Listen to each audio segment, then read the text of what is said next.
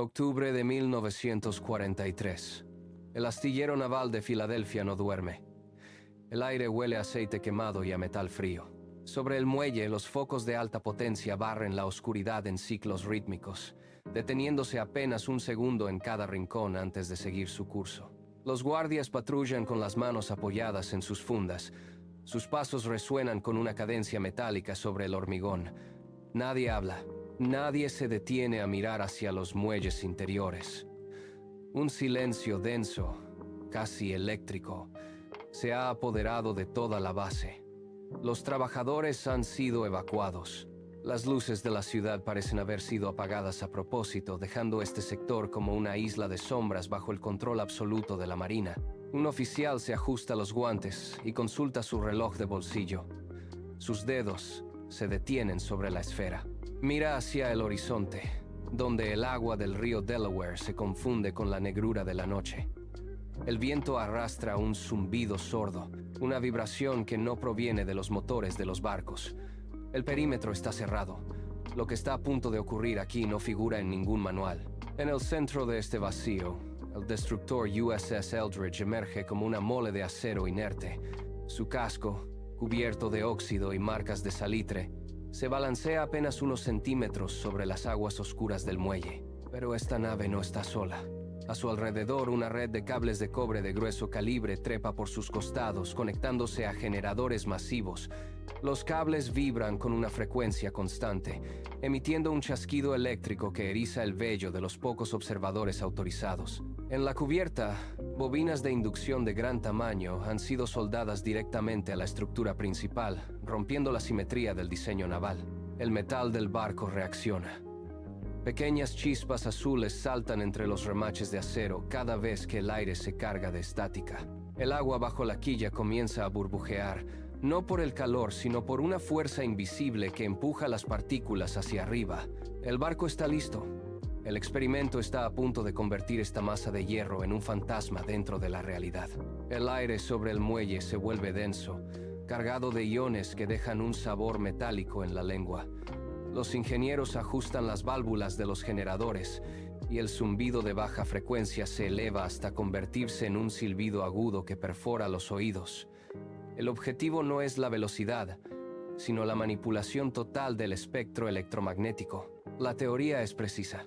Si el campo magnético rodea el casco con la intensidad suficiente, las ondas de radar del enemigo no rebotarán contra el acero.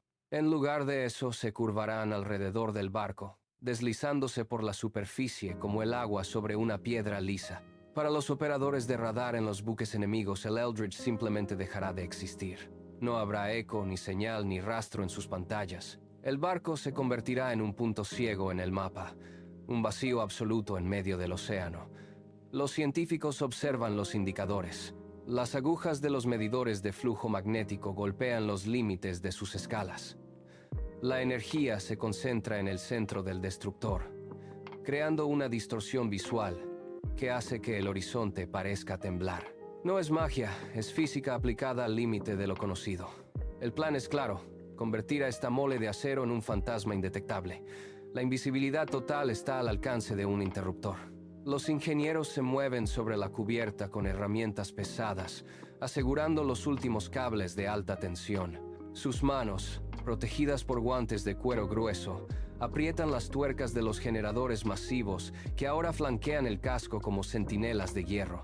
Cada cable, del grosor de un brazo humano, es tensado hasta que el metal emite un quejido seco. Los generadores comienzan a girar. El aire se vuelve pesado, cargado de una electricidad estática que hace que los cabellos se ericen y las herramientas se peguen a las paredes. Un ingeniero ajusta una válvula de presión. El manómetro sube rápidamente, marcando una potencia que supera cualquier especificación. De repente, una de las bobinas principales comienza a emitir un arco eléctrico violento, una descarga azulada que ilumina los rostros. El zumbido se transforma en una vibración profunda que sacude los cimientos del muelle. Los cables emiten un calor intenso. La estructura del barco parece volverse inestable, como si el propio metal luchara por mantener su forma. Todo está listo. El reloj de pared en la cabina de mando marca las 8:59. El capitán observa el segundero avanzar. Sus dedos se cierran sobre el borde de la consola de madera, A las 9 en punto, su mano desciende con firmeza sobre la palanca principal. El chasquido del metal al encajar resuena en todo el puente. En el muelle, los técnicos golpean los interruptores de los generadores. Un golpe seco y simultáneo recorre la línea de mando. La energía fluye instantáneamente a través de los cables de cobre. El aire en la cubierta se vuelve irrespirable. Las partículas de polvo comienzan a suspenderse, alineándose en patrones geométricos invisibles. Un chasquido eléctrico recorre la barandilla de acero. El olor a ozono inunda el espacio, picando en las fosas nasales. Los interruptores, ahora bloqueados en la posición de encendido, emiten un brillo tenue. La estática se vuelve tan densa que las chispas saltan entre los dedos. El barco deja de ser una estructura inerte para convertirse en un conductor masivo. La atmósfera alrededor del destructor se satura por completo. El zumbido grave comienza a emerger desde las entrañas del destructor. No es un sonido que se escuche con los oídos, sino una frecuencia que golpea directamente el esternón.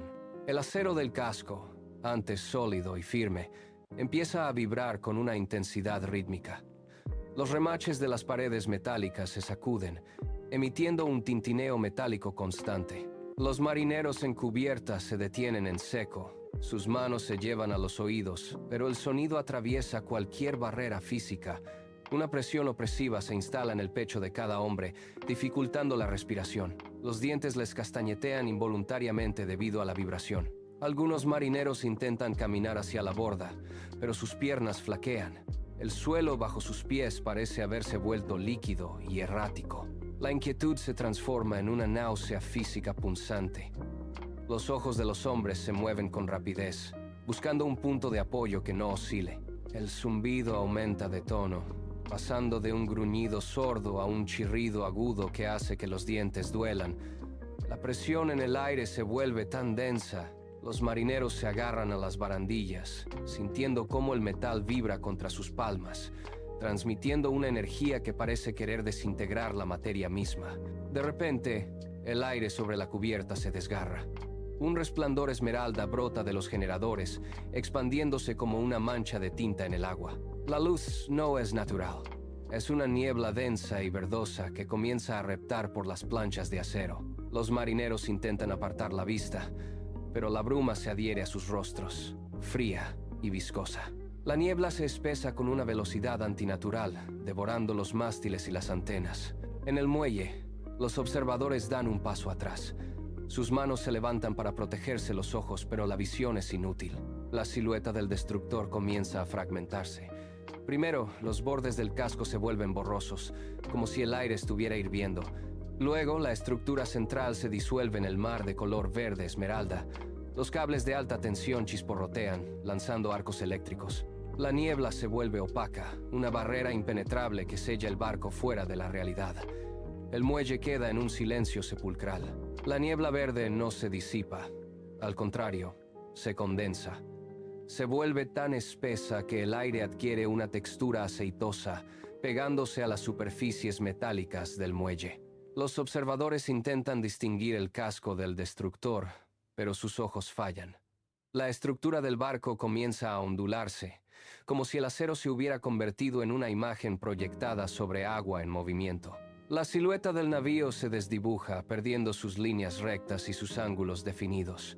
Ahora, el Eldridge parece solo una sombra borrosa, un espectro grisáceo que parpadea entre la bruma esmeralda. El asombro inicial de los técnicos en el muelle se desploma. Un hombre suelta su libreta de anotaciones, el objeto golpea el suelo, pero nadie reacciona. El miedo comienza a filtrarse en el ambiente, más frío que la propia niebla.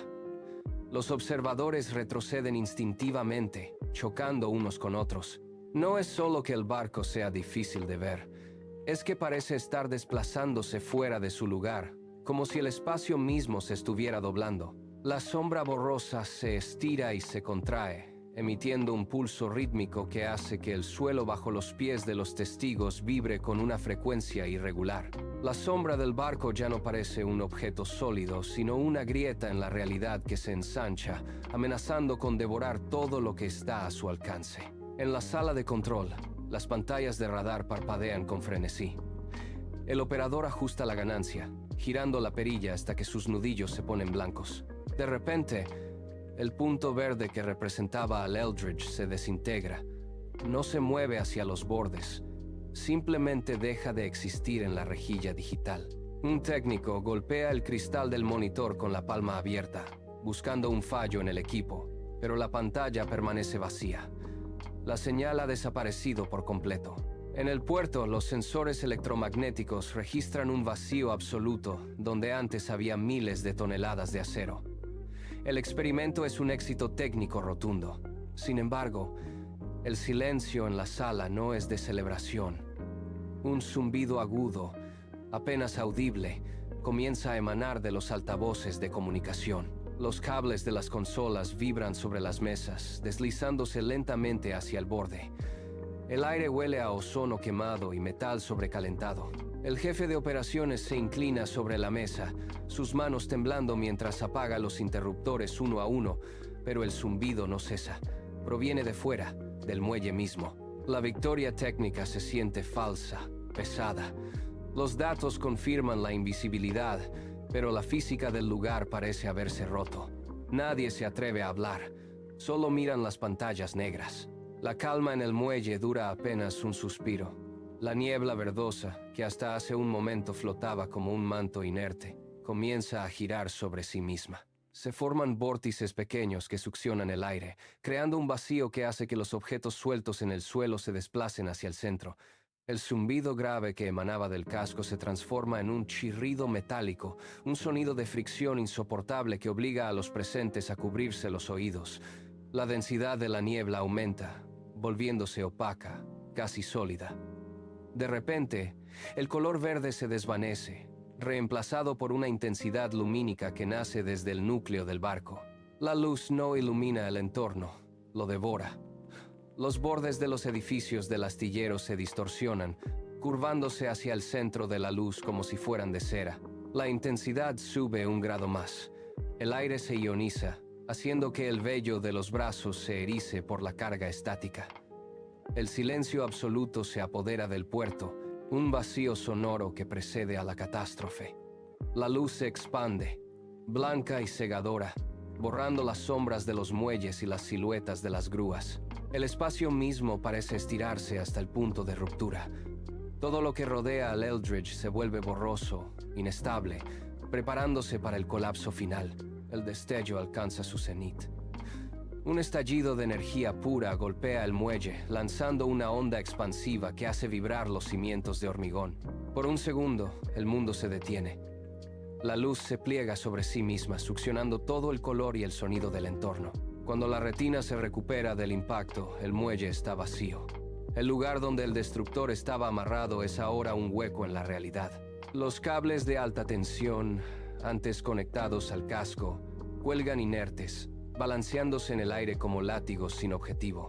No hay rastro de acero, ni de remaches, ni de madera. El espacio que ocupaba el barco es un vacío absoluto que parece absorber la luz del sol. Los observadores en el muelle retroceden, tropezando unos con otros. Nadie grita. La magnitud de lo ocurrido bloquea cualquier reacción instintiva. Un hombre cae de rodillas, con las manos aferradas a la barandilla metálica, mirando fijamente el agua que ahora fluye ininterrumpida. El Eldridge no ha zarpado, ha sido borrado del mapa. La realidad ha dejado de ser una constante, y el vacío es la prueba irrefutable. Dentro del casco la realidad se ha fracturado. La luz que cegó al muelle ahora inunda los pasillos, pero no ilumina, descompone. Los marineros que estaban en la sala de máquinas intentan correr hacia la cubierta, pero sus movimientos son lentos, como si el aire se hubiera vuelto viscoso. Un hombre extiende la mano para sujetar una tubería de vapor. Sus dedos, en lugar de tocar el metal, se hunden en él como si fuera humo. La piel de los tripulantes comienza a perder su opacidad. Los huesos se vuelven visibles bajo una capa de carne que parece hecha de cristal líquido. Se miran unos a otros con los ojos desorbitados, viendo cómo sus propios brazos se vuelven translúcidos, dejando pasar la luz de las bombillas parpadeantes. El pánico estalla en un coro de gritos que no suenan humanos. Son alaridos distorsionados que parecen venir de todas partes y de ninguna. El suelo bajo sus botas vibra con una frecuencia que hace que sus cuerpos se estiren y se compriman violentamente. El espacio entre las paredes se contrae. La agonía es total. No hay dónde esconderse cuando el propio cuerpo deja de pertenecer al mundo sólido. Los gritos resuenan en los mamparos, mientras la estructura del barco comienza a fusionarse con la nada. La materia del barco se vuelve porosa. El metal de los mamparos se ablanda como cera caliente, atrapando a los hombres en su abrazo letal. Un marinero intenta apartarse de la pared, pero su hombro ya no se separa del acero. La carne y el metal se han entrelazado a nivel molecular. Sus dedos, ahora fusionados con el mamparo, se mueven con espasmos inútiles, intentando arrancar su propia mano de la estructura. A su lado, otro hombre queda atrapado con la mitad del torso incrustado en una viga de soporte. No hay sangre, solo una unión antinatural donde los huesos se mezclan con los remaches. Los gritos se ahogan cuando el metal comienza a cerrarse sobre sus gargantas, sellándolos dentro de la estructura. Un oficial intenta golpear el suelo, pero su brazo se hunde hasta el codo en la cubierta, dejando solo la mano visible, vibrando al ritmo de los generadores. Los ojos de los tripulantes, fijos y abiertos, miran a través del metal mientras sus cuerpos son absorbidos por el casco. La fusión es completa. Donde antes había hombres, ahora solo sobresalen extremidades rígidas y rostros deformados que parecen esculpidos en el acero. El silencio vuelve a reinar. El aire en el astillero de Filadelfia se rasga con un sonido seco, similar al cristal rompiéndose a gran escala. La niebla verdosa que envolvía al destructor se comprime en un punto central, succionando la luz del entorno. El muelle desaparece. Los cables de alta tensión se desconectan bruscamente, dejando chispas que caen sobre el agua vacía. En un parpadeo, la realidad se pliega sobre sí misma. A cientos de kilómetros de distancia, en las aguas de Norfolk, el aire se distorsiona. El USS Eldridge emerge de la nada con un estruendo metálico. El barco aparece suspendido, su casco aún vibrando con una frecuencia que hace que el agua circundante hierva y se convierta en vapor instantáneo. Los trabajadores del puerto de Norfolk sueltan sus herramientas y corren hacia el borde del muelle, señalando la aparición imposible. El destructor no navega, está estático, como una fotografía pegada sobre el horizonte.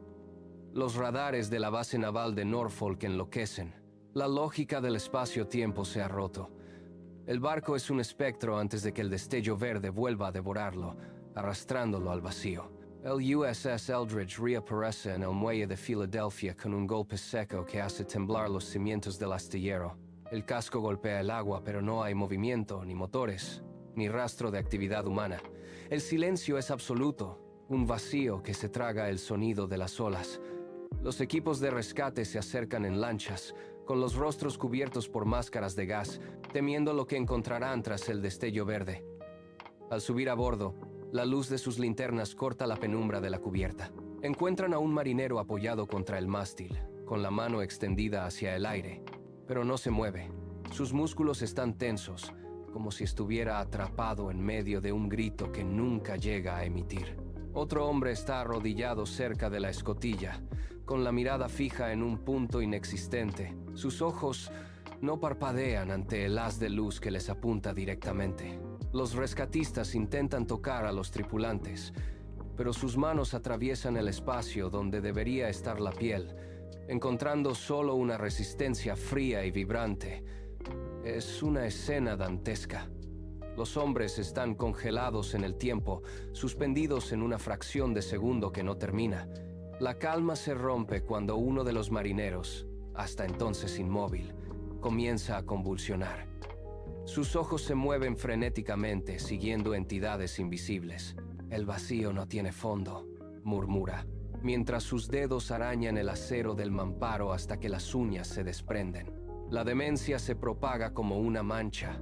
Otro tripulante se golpea la cabeza contra la pared rítmicamente, buscando una salida que sus ojos ya no pueden ver. Los rescatistas retroceden, pero el sonido de botas militares pesadas retumba en el muelle.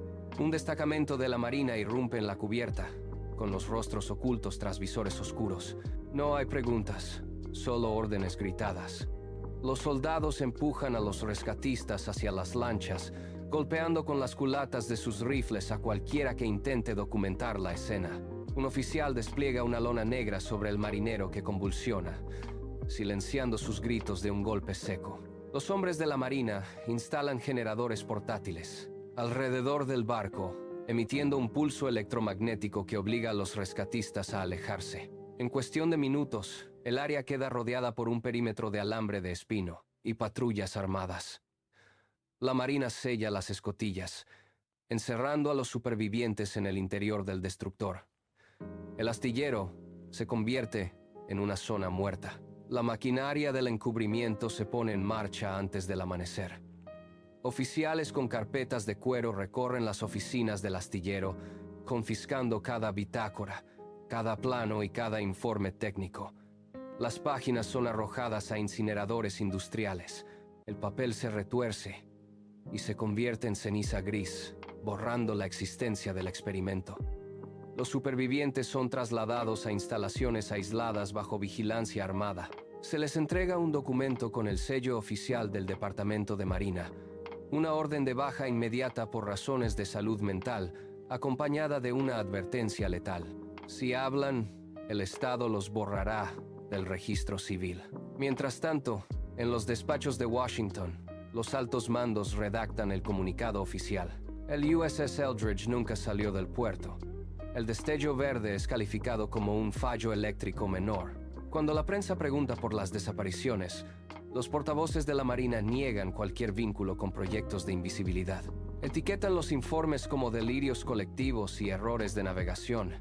La tragedia se fragmenta, se diluye y se convierte en un susurro en los bares de marineros. Con el paso de los meses, la historia pierde sus bordes afilados. La Marina logra su objetivo: transformar una brecha dimensional en un simple mito urbano, una anécdota sin pruebas. Muchos años después, en una tarde cualquiera, una carta es depositada en un buzón. El remitente se llama Carlos Allende. Sentado ante su escritorio, con la pluma en la mano, graba línea tras línea sobre el papel. El sonido del roce de la punta rompiendo el papel es audible en el silencio. En sus cartas describe detalladamente aquella mañana de octubre, la imagen que presenció desde otro barco, cómo aquel gigante de acero se retorció y desapareció en un instante, dejando un rastro verde y cegador en el aire. Allende dobla las cartas, las mete en sobres y pone el sello, con movimientos lentos pero decididos. Estas cartas, como semillas, se esparcieron por todas partes, cayendo en manos de investigadores y teóricos de la conspiración. Cuando la gente abría los sobres y leía sobre las grietas dimensionales y la desaparición de la tripulación, los recuerdos borrados por la versión oficial despertaban de nuevo. Allende escribió al final que él lo vio todo, y que los archivos sellados no eran el final. Con la difusión de las cartas, el mito se volvió real. Aunque la Marina seguía en silencio, estas pruebas manuscritas eran como una mecha encendida en la línea de flotación de la narrativa oficial. Décadas después, el USS Eldridge fue remolcado al desguace. Soplete en mano, los operarios cortaron el acero, reduciendo el casco a chatarra irreconocible. Si te gustó este video, dale like y comenta.